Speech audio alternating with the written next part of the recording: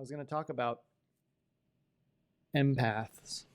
Oh, right. Empaths, your favorites. But that's going to be, I think that would be a bit of a spicy conversation. That's a bit of a high pony ride. I just feel like it'll generate a lot of feelings, but probably only feelings from empaths. So kind of off the hook there.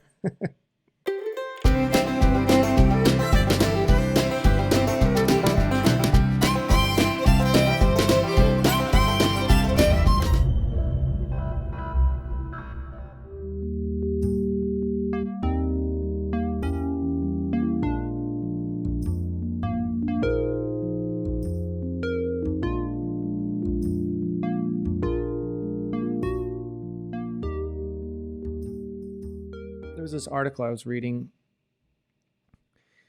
one of these typical kind of, you might be an empath if, and they give you a list of the things, and the list of things are major empathy, major, easily overwhelmed, strong intuition. Okay, that's one that's like a positive. Love of nature. They immediately end up being like personal ads. Do you like long walks on the beach? Do you like breathing? Do you like food? If you're unique like me, and you're like, yeah, I like food. Dislike of crowds, deep caring, problem solving. Like who is this? Every Pisces. High sensitivity, need for rest. Gee, I wonder why.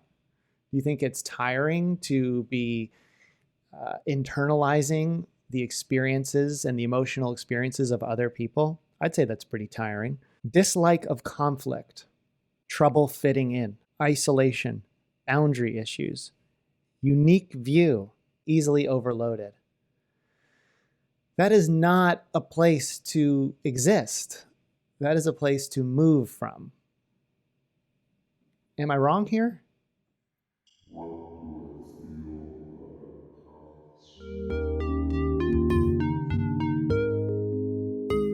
People who identify as an empath typically stop there. It's almost like a badge of honor. Well, I'm an empath. The empath is really just a place to start. You find out you're an empath and you say, okay, well, I need to change that.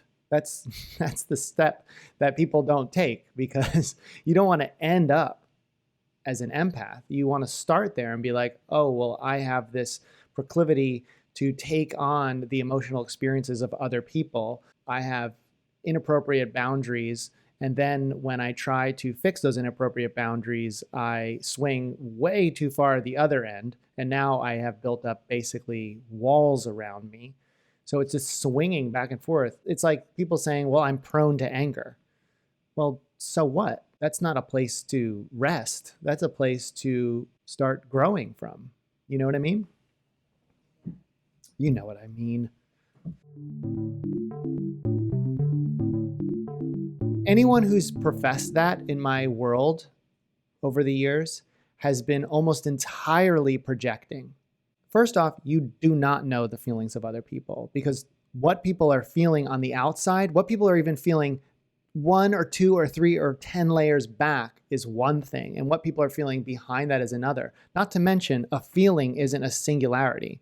The feeling of pain or the feeling of suffering isn't just suffering. Suffering includes joy, pain, anger, mystery, confusion, sadness, even a little bit of happiness. It contains everything. It's just certain aspects are more foregrounded than others. So I don't think a person is tuning into that. I think a person is 9 times out of 10 projecting or transferring. Do you think that there are animal empaths, people who can receive or understand what an animal is thinking or communicate with them? I mean, I think anything is possible. So let me say that. I don't think that this doesn't happen. I think it's rare that it happens. I think it's far more rare than there are cases of so-called empaths existing in the world. Of course, people can be tuned into that because God is great. Allahu Akbar. Things can happen. But I think the extent to which people claim that is probably inflated. Thank you. I think those people are extremely rare. Over the years, we have often called them guru, saint.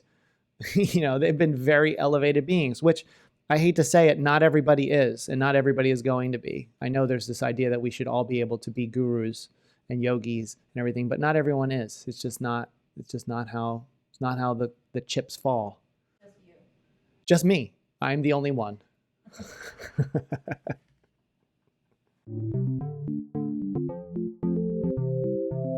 It feels wonderful to be around someone who has empathy. Like, that makes me feel extremely good. It doesn't make me feel good if that person is going to crumble and have to stay in bed for the next 3 days because they were empathetic to me. That doesn't allow me to participate in their empathy, because at that point, I realize I have to actually pull back in order to protect them. I can't fully engage in the emotional experience I'm having because I know that that person can't handle it.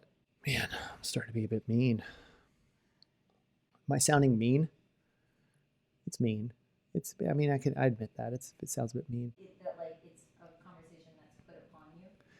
I think I had a lot of that maybe in the beginning when I had a less austere feed. But I've made my feed an empath-free zone.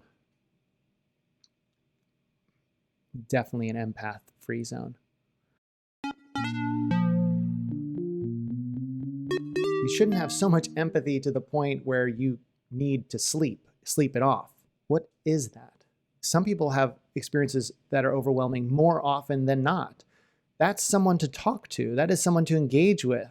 Honestly, people should feel free to be as far out and as eccentric and as combustive as they need to be. But where they're at, if it is causing them pain, suffering, or a level of consistent lethargy, then we can say that the point of being an empath is just a beginning. If someone comes up to me and is saying, I feel the emotional experiences of other people so much that it actually makes me tired, like, that's someone I can have a conversation with. That's someone to speak to. That's someone to engage with. But to someone to say, well, I'm just an empath and that's why I can't, come to your birthday party, even though I'm the one planning it, and now we have to cancel it because I just had such a hard day because I was just feeling the pain of the world, is like, who's that? I know some therapists who behave that way. What do you mean? Like, they're flaky in their personal lives because they feel so burdened by the emotional experience of their job. Great. So let's say that, right? They can say, well, my job is such that I am just wasted by the end of the day. So they have a choice to make. They can either figure out a way to tailor their job so that it doesn't make them inaccessible or a drag to be around when they leave their job, just like anyone else. I immediately think of the 50s dad who comes home and is like, I worked all day and blah, blah, blah, and I don't, and he's a dick. Like, we would never stand for that. But there's nothing noble about that. Like, navigate, negotiate, figure it out. If you need help, ask for help. You don't get a pass because your line of work is a therapist, or you don't get a pass because your emotional labor is having to deal with the fact that there are conservatives in the world. Figure it out. It's a problem to be solved. It's a challenge. Work on it. Let's work on it together, I'm intolerant of that. Very intolerant. I'm intolerant of the claiming of empath as an excuse for behaviors that are just insipid. If one empath watches this, I am going to be crucified. Flayed alive, but emotionally.